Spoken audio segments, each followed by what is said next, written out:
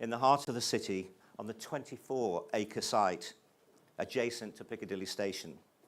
The site, once the home of Mayfield railway station, has been derelict for over a decade, and the regeneration will breathe new life into what was once a thriving quarter. Just before we came out to MIPIM, we had a look around the site. You know, it's a hidden treasure waiting to be revealed. And it's to the credit of the Mayfield partnership that it's chosen to retain the stunning industrial heritage, what I believe will be pivotal to its regeneration. I came to Manchester in the mid-1970s, and I can't think of another regeneration project that has taken this approach to redevelopment on such a massive scale. The partnership comprises LCR, Manchester City Council, Transport for Greater Manchester, and the Regeneration and Property Development Company, U&I. In a short while, I'm going to invite a panel to discuss the opportunities and indeed the challenges posed by this regeneration. But firstly, I want to introduce you to Richard Upton, Deputy CEO of U&I, who's going to set out its vision for the project. Richard.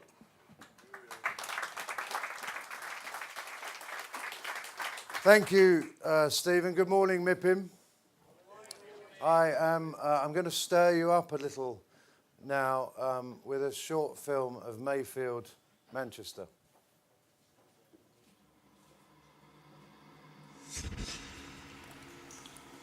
Clouds burst in the grey slate skies. Creativity reigns. Possibilities pour over the population of this united city that has so much to answer for. Manchester's sprawling.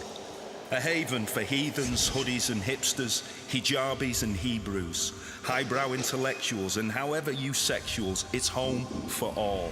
And all's welcome in this migrants' melting pot where every smell, sound and taste is on tap. From Jamaican jerk to gourmet chip balms. We do things differently. We do it with rebellious charm, radical courage, riotous class, an illustrious future built on an industrious past.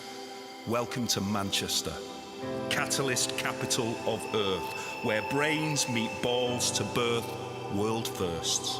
Cotton mills, canal boats, Peterloo, Ancoats, L.S. Lowry and steam trains, bouncing bombs, burning bras, Henry Royce, Pankhurst and Marx paved the Mancunian way. Now, miraculous medicinal machines, music, art and graphene break new ground today.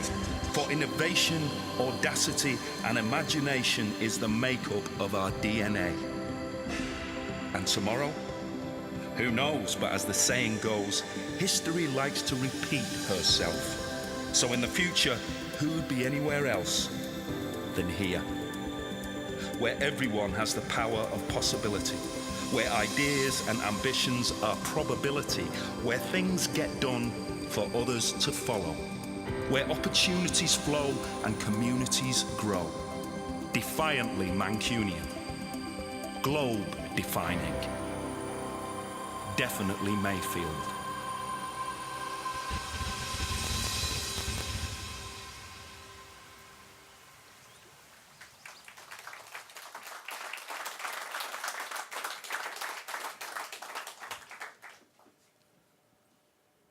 We commissioned that poem, Manchester Sprawling, from a spoken word artist. He's Manchester born and bred, and he goes by the name of Our Kid.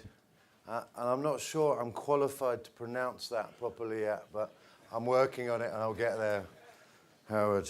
Now, we thought it would be a great way of giving you a sense of our vision for Mayfield, which is a site right in the heart of Manchester City, and give you some clues about our approach to all of our projects. For us, Mayfield is about three things. Firstly, it's about Manchester. A 21st century world-class city with a really special spirit, and what the poem summed up as rebellious charm, radical courage, and riotous class. Manchester has always been a place of innovators, of inventors, of disruptors of all stripes, of all types, a city of the world that looks way beyond the UK. Manchester has been the home of first-of-a-kind things, from Arkwright's steam-powered textile mills, the work of Alan Turing on artificial intelligence, and then more recently, factory records in the invention of graphene. I mean, the invention of graphene. We want Manchester, Mayfield to attract the best in the world to Manchester's future. That's our job. So it's about Manchester. Secondly, it's about an authentic sense of place. We don't do sterile, clean slate, soulless developments, places where you have to check your phone to find out what city or what country you're in. Because all of the shops and all of the restaurants and all of the buildings and all of the places, they look the same. There's a whole bunker full of that stuff over there. We believe in creating exciting modern places that embrace and recognise the past. Mayfield will have a soulful transformation, one that respects its industrial past. And I'm delighted to be working with my friends Christoph and David from Studio Great West. Let me tell you, they have genius talent. They share our vision on Mayfield. I'll show you some of their work today and some of the slides from here, and David is one of the panel members later. So last but not least, it's about engaging with local people. We find that if we put energy and shoe leather into meeting, listening to local people and local stakeholders, we create better places. Now, working with that broadest possible church is really tiring, as many of you know, but we know it works and we know it's worthwhile. Now, let me back up a little now and give you some background on Mayfield and show you a few pictures that help tell the story. Mayfield, an exciting opportunity for Manchester, one with real scale and real possibility. It's the orange blob on David's cartoon here, 24 acres. I'm told it represents 4% of the city centre by the landmass, right at the heart of the city. The site was the home of the Mayfield railway station. It opened in 1910 and closed some years later. It's been derelict for 30 or 40 years, maybe more. It's peppered, absolutely peppered with industrial architecture. It's the most exciting regeneration project in the city by a boat ride. Our budget's just under £900 million of gross development value. It's going to deliver a place, a fantastic place, with a real sense of belonging. There's 1,600 homes, 800,000 square feet of office space, hotels, retail, leisure, at least 6 acres, and we want to double that of City Park. 8,000 office, retail, leisure, and construction jobs. 8,000. Now, respecting the history of this site and creating authentic places is absolutely central to our vision. When we pitched for the project, I need to fess up a little here, we didn't agree with the master plan that our potential partners had commissioned. The plan would have demolished most, if not all, of the heritage buildings on site and wiped some of the history away. And for some sense in that, but we just didn't agree with that approach. Our proposal, brought to life by Studio Great West, showed how we can knit the past into the present and create a future. Our belief is that if you respect and reveal and value these things, you create the history in that place. We have a responsibility to the land and we have a responsibility to the past. Now, developments like King's Cross in London and OMA's Zollverein Mine in Essen show you how you can marry the past and the present in really exciting ways to create great places. It's no coincidence to us that Google, they're now based in King's Cross. Great companies want great places for their people because happy, engaged, stimulated people who don't hate their office and the area that it's in are more creative and they're more productive.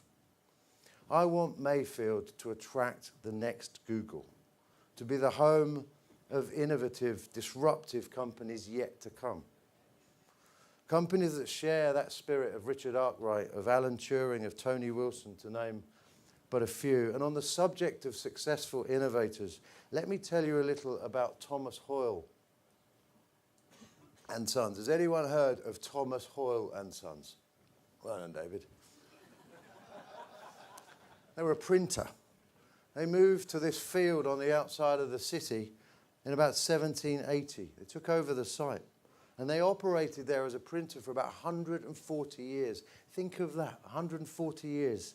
Really great company. By the mid-1800s, they perfected a way to print complex multicolour designs onto cotton cloth at a rate of 1,200 metres per hour. The Mayfield works was such a technological marvel that it became a fixture for visiting dignitaries. There was a Russian Archduke that visited this site in 1847, and the Sultan of Zanzibar travelled 11,653.3 kilometres from Zanzibar to come to a print works in Mayfield. That gives you some suggestion of how good this company might have been. To me, Hoyle and Sons are a really great example of the spirit of Mayfield, an example of the power of possibility. We want people who live, work, and play in Mayfield to feel that spirit every single day, to feel that in the day ahead, even on a damp Manchester Tuesday, they can do absolutely anything. Now, we found out about Hoyle and Sons because we dig into the past of a place before we decide how to change it. We find out what a place has to tell us, the stories. We look backwards before we look forwards, which means we don't have a fully formed idea and a master plan on day one, because research takes time and it takes thought. So we, and this we includes our partners in this project, take more of a slow cooking approach. There's no flash fry.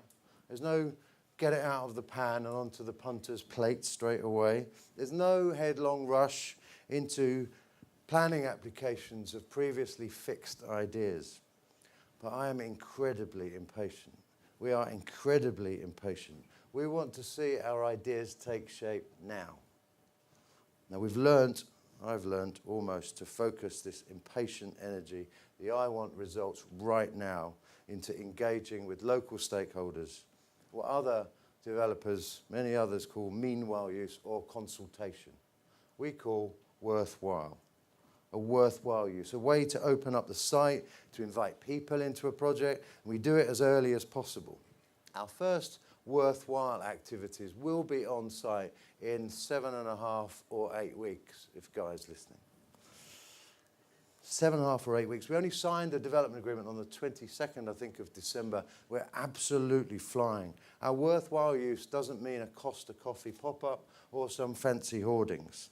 We work with local talent. We go looking for genius talent. We start small and we grow organically.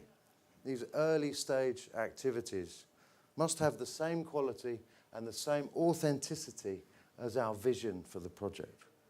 Now, to give you a picture about how our approach translates into real property and place results, let me tell you a quick story, and it's worth listening to. A quick story about one of our projects. Here it is, the old vinyl factory in Hayes in West London. Back in 2011, they bought this 17-acre business park, and it had cost its previous owners a lot of money, and I mean tens and tens of millions of pounds lost. A failed business park called London Gate. Everybody said, run the other way. We convinced the council that our vision, which was a new urban village and the outer reaches of Hayes, made sense. Even though it sounded to them perhaps slightly bonkers, it meant that the council had to rezone the site for mixed use with twice the density.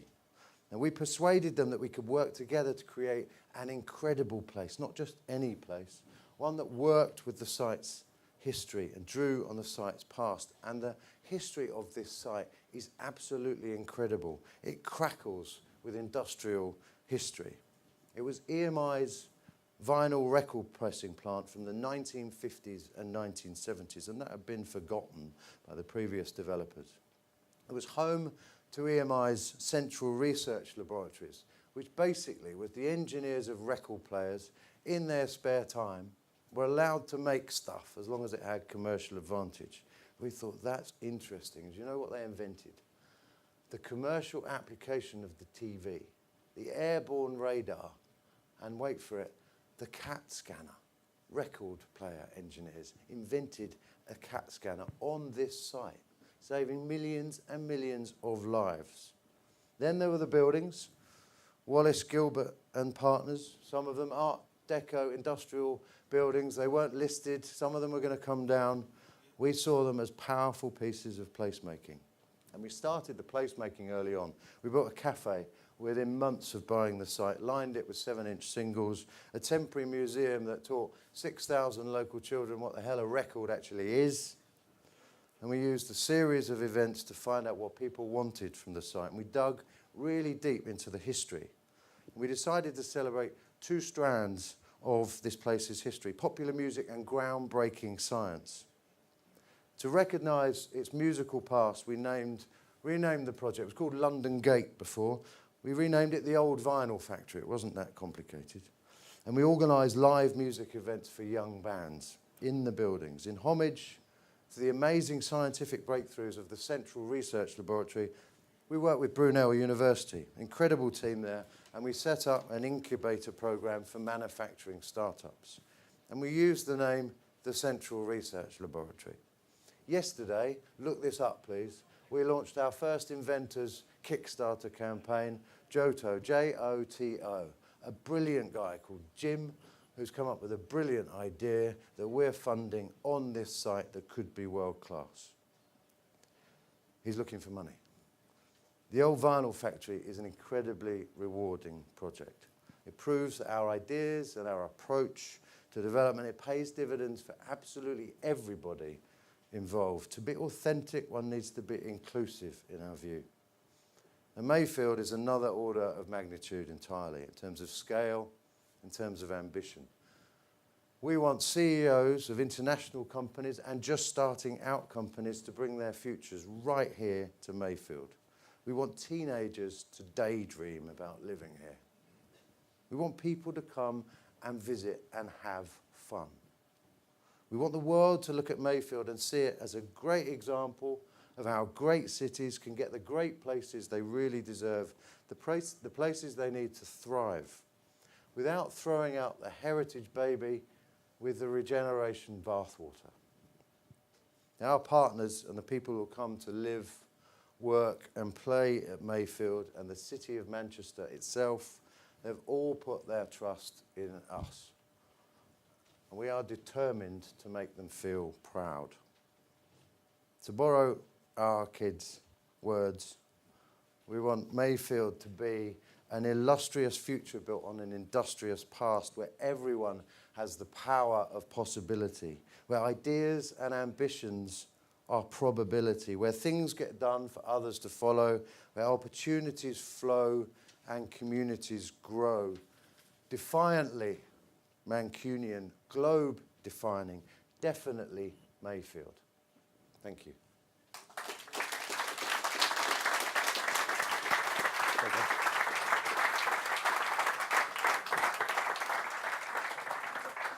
Now, I want to sort of engage you all in a discussion about this and let's talk about the opportunities and the challenges that, that this regeneration really poses.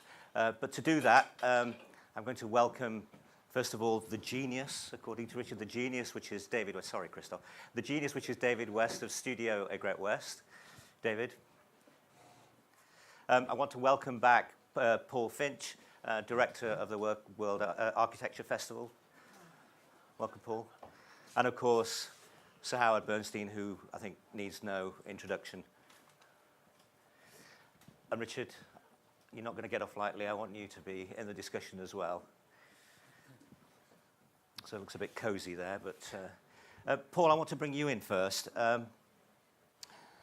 You accompanied me when we walked around Mayfield with Richard, and I think we were both quite overwhelmed by what we saw. I was slightly embarrassed that, having lived in the city for so long, that I was unaware of Mayfield.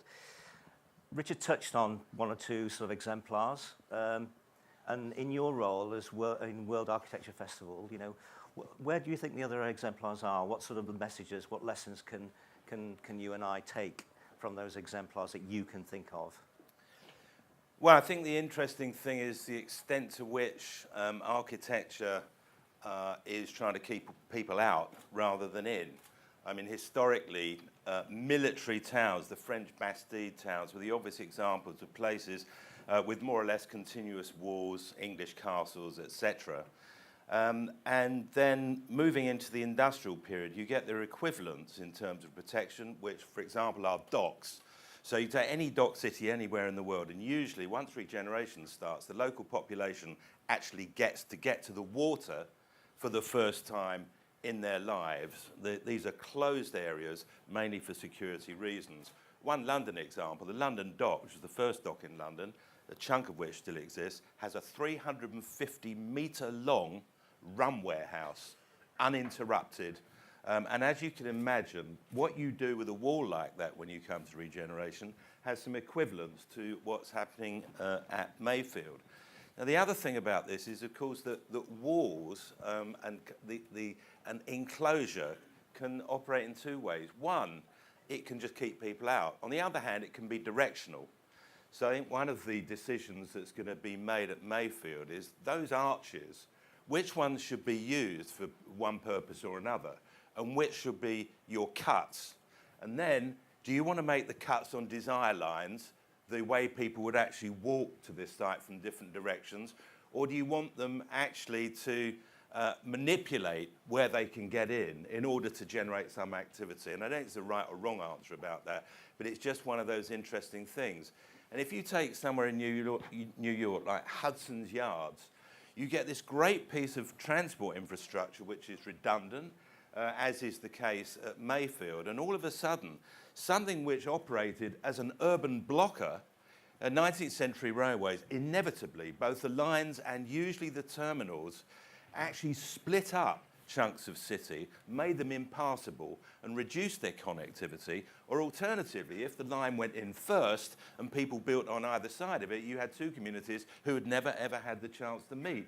So those were some of the thoughts that I had going round. And I think the really impressive thing about this is that it's a principle that I call ad plan, which is you should start with these historical sites and you should make an assumption that you demolish nothing, but you can add whatever is appropriate, more or less in any dimension. In other words, instead of having that argument about new versus old, it's most definitely new and old. And when you see the kind of, the quality of that industrial space, like you, Stephen, I mean, it was an absolute knockout experience. And I had no idea that this enormous complex existed right next to Piccadilly Station. So hugely impressive, and I think the historical analysis is going to have the keys to everything that happens subsequently. Yeah, thanks, Paul.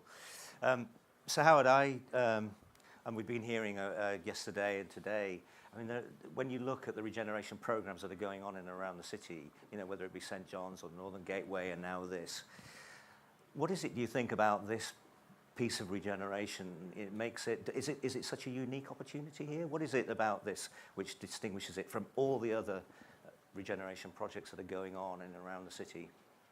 Well, can I just say, I thought the presentation from Richard in the film was absolutely fantastic, one of the best videos I've seen. I think that captured really perfectly the essence of what we've been trying to do here.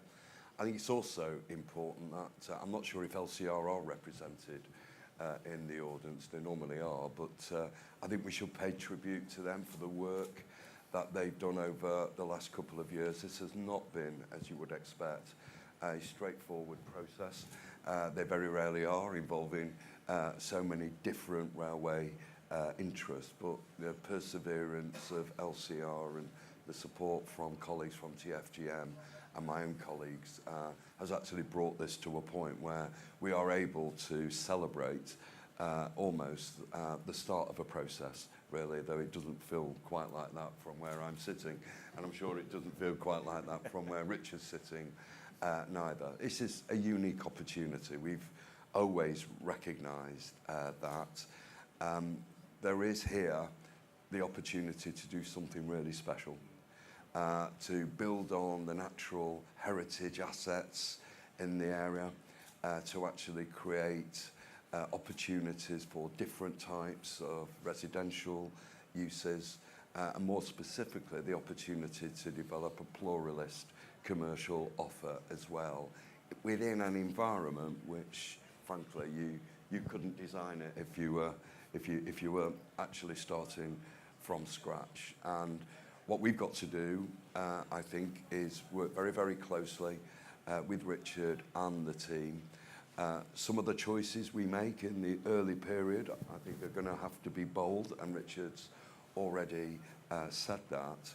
But I think, crucially, there are going to be some tensions, some choices, options around how we see early development actually contributing to that wider vision. And I think that's an area which the council has always been prepared to act itself. And working with Richard and the team, I think over the next 2 or 3 years we can see some very special things. One other point for me, whatever view you take about the growth and development of the city centre, it seems to me the next 10 years is going to see spectacular change in and around the Piccadilly area. So the Mayfield development opportunity needs to be seen in that context, but also, crucially, the way in which we join it with the rest of the city centre, particularly around the fire station, particularly around the growth and development of the North Campus. And when you start pulling all of that together, quite apart from how does HS2 go into Piccadilly Station, how does Northern Powerhouse Rail interconnect with HS2, which are all mega issues which have to be resolved over the next 12 months, you can actually start to see, if that is sequenced and properly coordinated, an opportunity here which will drive the city's growth, and in my view, the region's growth, for at least the next decade. I think that's interesting, isn't it? Because it's so often, it's tendency to think about the 24 acres as an island, but that connectivity is going to be hugely important in this scheme. David, I want to bring you in on and this whole notion of heritage being, the catalyst for the regeneration. I'm sort of quite interested to sort of think about where the origin of the idea, was it Richard or was it, or did it come from yourselves? Just talk us through that, where did the ideas come from? Well, I think after that presentation and that video, it would be a bit weird of me to say it was my idea. And I think it would be or Christoph's or anybody else's. I think that the truth is there is no I in team, and I'm seeing a huge amount of faces I recognise in this room, and numerous faces I recognise from the dialogue process that we went through to arrive at this initial set of ideas that we will mature as a team. I do remember a particular dialogue meeting where we were first told that the building was going to come down and there was little we could do about it. And me having a slight issue with that and starting to challenge it in that kind of lovely, let's have a hug kind of dialogue kind of way, where you don't want to make any enemies, but at the same time, you're still just flirting with people and you want to make sure that it's all going to go your way. So you sort of make sure that everybody's cool with the idea of trying something new. But in seriousness, what I think we've done together is to forge an alliance and forge a way of thinking that recognises the ad-plan concept, which is to say it's too easy to write in a document, a large master plan type document that says a sense of place, special identity, uniqueness of place, and then smash it all down and then sort of plot some plots on and sort of say, let's fill it back up. And I think a more mature, a more ambitious and more confident city can actually recognise its history and sort of build that layering in. And we recognise that Manchester is exactly that mature, confident, ambitious city. And it can actually build that layering over time. And I think it's everybody's ideas and it's everybody's challenge to make sure it's fantastic. I'm going to bring you in a short while, Richard. I'm just going to give you a rest, a little bit more of a rest for a moment. But I just want to open it now, if I can, to people. I think we've got a couple of roving mics. I'm going to come back with some more issues I want to discuss with the panel in a short while. But are there any burning questions out there that you'd like to? Ken? Yeah. Do you need a mic? as a Mancunian born and bred, that part of the city's always mystified me in terms of somewhere that's completely inaccessible. You kind of view it from the Mancunian way as you go past at 40 miles an hour. What are the key moves that are going to be made to open this area up to Mancunians? Yeah, I mean, I spoke about the issue of connectivity. Who wants to take that? David? Well, I think during the dialogue process, we kind of captured this world that we have, obviously definitely Mayfield and the possibility of direction being maybe, but we also talked about the idea of May flex, and that we needed this framework to kind of flex over time. And most importantly, the framework needs to respond to all directions. Paul's thrown down this lovely gauntlet of where we're going to create these incisions through the Mayfield structure to connect up to the north, and the right balance of connection and activation. Similarly, we have a challenge very much to the south, and how do we actually sort of make connections across the Mancunian Way, and what is the right balance between effectively creating an active edge and a kind of an ability to sort of invite people through, but also creating a sense of oasis and invitation and framing. And I think that's incredibly important for us to get right. And we will be almost learning from the Mayfield building itself and how we cut that up and open it up before we actually start thinking about the southern edge. And it may be there's a kind of a unification that comes from that. But there's an incredibly important aspect to this, which is the landscape. You know, the urban park, the urban garden, call that what you will, which becomes a magnet in its own right. I think the experience of projects like, you know, King's Cross at Argent, but also taking a different building type. I think about the Bullring in Barcelona, which is now this fantastic mixed-use thing. But that doesn't have nature and it doesn't have gardens. It has hardscape around it. So I think what's interesting about this project is that it throws up possibilities that are not just sort of lip service, say, will this be a new quarter of the city? It really will be, and it won't be like any other quarter. And therefore, I think the problem is not going to be how you open it up to Mancunians. It might almost be, well, how do you actually control the numbers that are going to be going in the nicest possible way? Any more questions? Sorry, Richard. You've recovered now. Sorry. I want to talk about connections at a socio-economic level. There will be a public park, there'll be permeability issues, and there'll be everything else. But part of the key challenge is to deal with the sense of inclusivity that's needed and the connections with some of the socio-economic issues that pervade this area, and repairing some of that damage and creating proper pathways to stretch the metaphor there. I mean, for a place to be truly authentic, which, by the way, creates values and attracts people from a long, long way. The old vinyl factory, now it's about music, has a music academy that we opened last year that wouldn't be there unless we rebirthed music. Sonos are based there. They wouldn't be there unless they were inspired by music. And so using that provenance to create other connections is important. It's very important also for that to be inclusive. If it's not inclusive, it won't be authentic. And so some of the connections of things that are broken, that stop other people having accessibility to jobs, to homes, and to the park and the places, is absolutely a key part of our job, and we will be measured by that success in connectivity as well. Can I build on that, Richard? Because I think that you know, there was that overarching impression when we were talking, going around the site, about your, you know, the bottom-up approach and your desire for authenticity and in the search for some sort of sustainable neighbourhood here.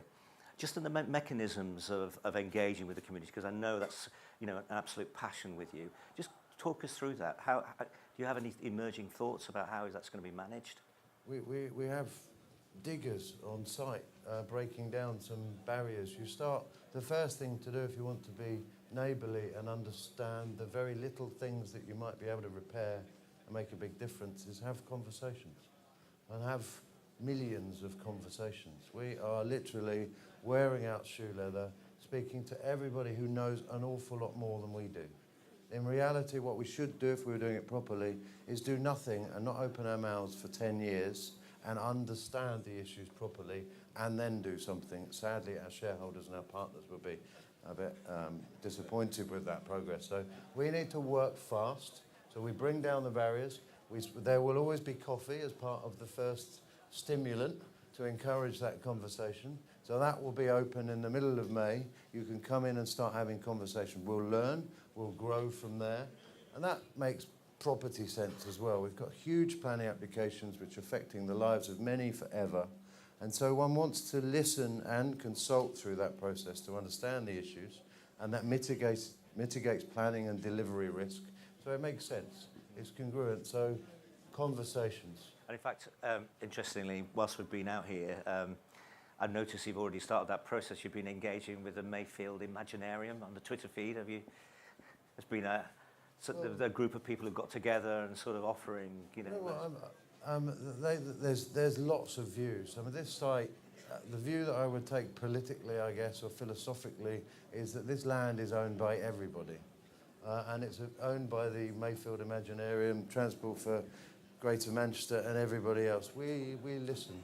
I'm really impressed with a whole load of professional people who take the time out of their own personal diaries to come up with ideas to make their place better.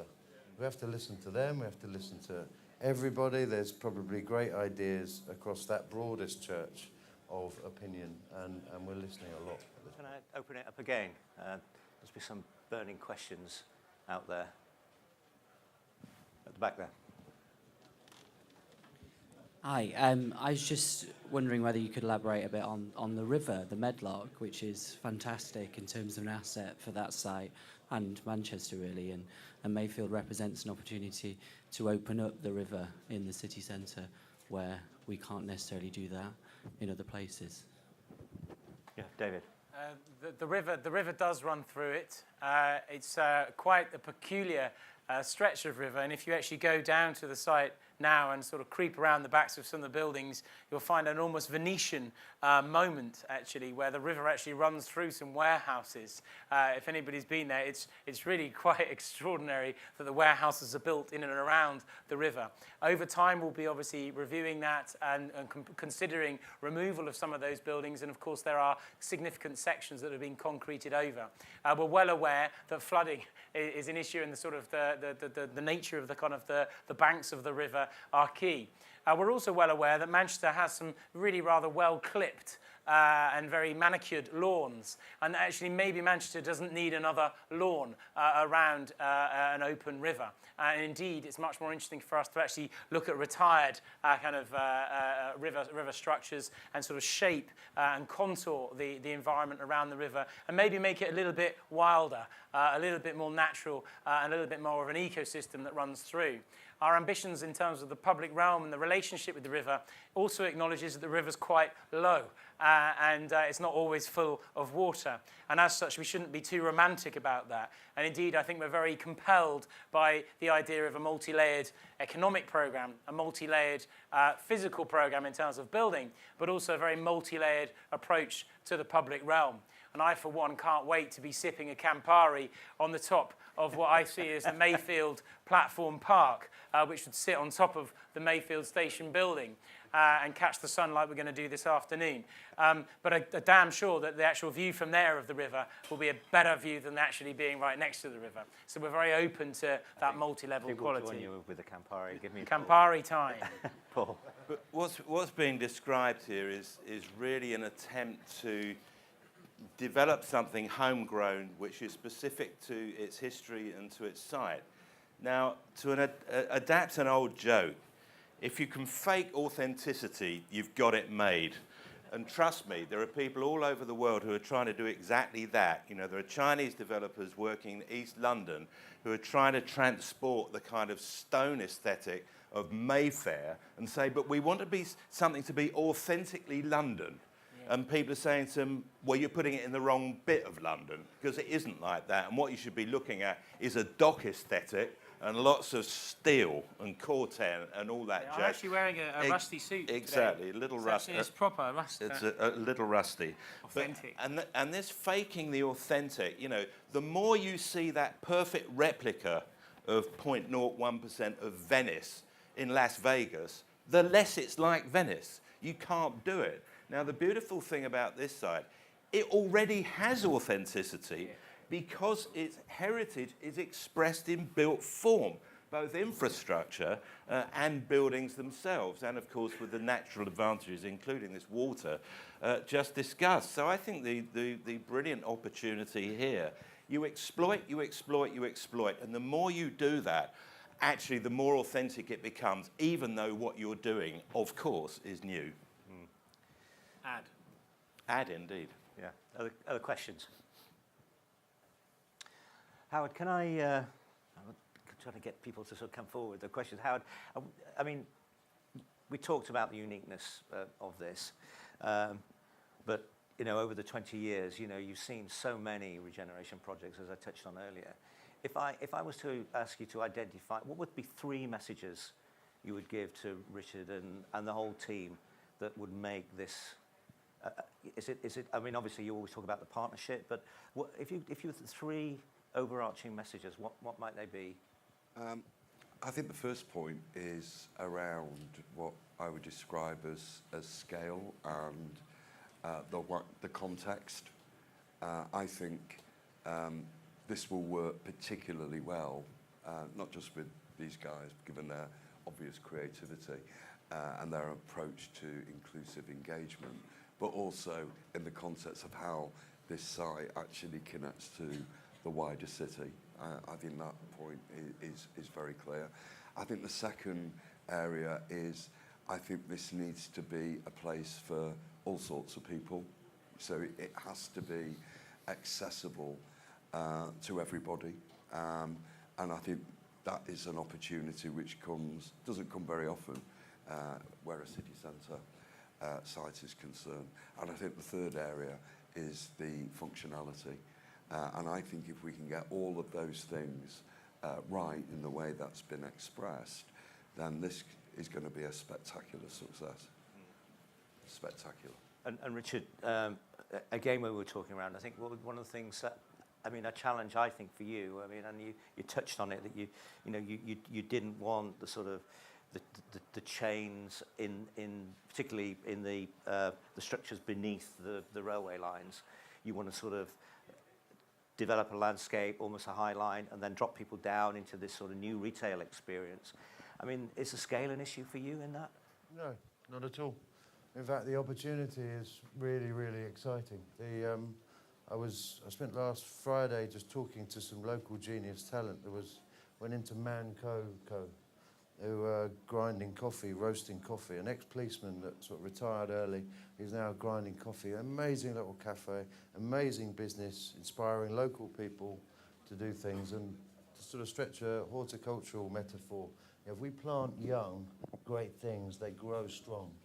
And so we're looking for, and there's so many of them in Manchester, some genius talent to populate all of that space and grow and scale up over the years in those spaces, because that's going to create a very, very strong ecosystem.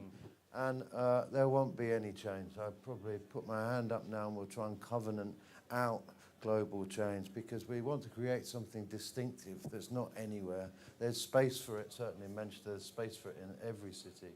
And I don't think we've got enough space to do that well, let alone the 24 acres we have. So a really exciting opportunity for us. But beyond the heritage asset, and I'm thinking maybe by the river, I mean, how are you going to sort of retain that sense of place? Because ultimately, there are going to be new interventions there, residential developments and commercial developments that will underpin the conservation deficit maybe. How are you going to retain? Maybe this is a question for you, David, or both of you. I can answer it in property terms, and David can answer it in other ways, I'm sure. We believe that covenant is not in the balance sheet of the lessee. So usually you get 4 rent checks in history, and you have a yield based on a balance sheet. You times that by rent, you've got capital value. We believe that instead of a balance sheet and a yield, if you've got an amazing place, you've got incredible footfall, that's your covenant. It doesn't matter what the balance sheet of the operator. A great operator will pay their rent. If there's great footfall, somebody else will come in if they fail. And so that's our covenant. Creating a great place, it financially underpins the approach that we're talking about.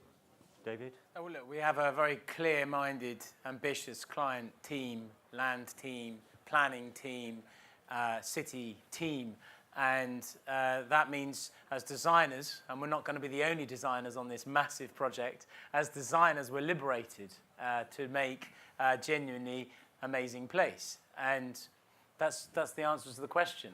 When you're told to do something that maybe you don't particularly believe in, or you're trying to make something more prosaic and more standardized than you might particularly believe in, then you're worried about the nature of the place. That's not the case here. So I'm super confident that in every stage of this process, not to build out a master plan, but to evolve a framework for a place over time, we'll do that very confidently in bite-sized chunks that are all memorable. There's a very interesting way of thinking about this, is that conventionally, in sort of mega urban developments of this sort, just as Richard was saying, you know, the conventional valuations and the desire to do certain things in a certain sequence all relate to those conventions. And that's because there's a disjunction between what you want as a place and what you want as pure financial return. And it's been expressed, it's the difference between fast money and slow money. Because your ground plane with your coffee roaster and your independence can't pay the same rents as Starbucks. So therefore, every time that you let to one of those, you're sacrificing value, because what you're saying, if you do that, is say, we believe in slow money deriving from those uses and those activities which will create greater value for the estate as a whole.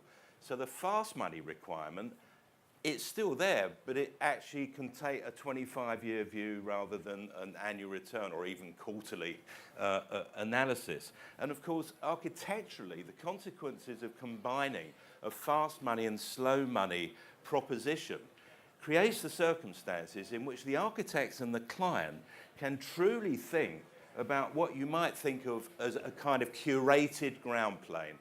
Curated uses which are for the benefit of all those Mancunians and doubtless others, visitors of all descriptions, who will come to this place not because of the yield on the offices above, or the fact that people have been able to get an affordable dwelling unit down there, but because the ground plane, including that landscape and the river, are fantastic, and it's not like walking down some generic high street in anywhere.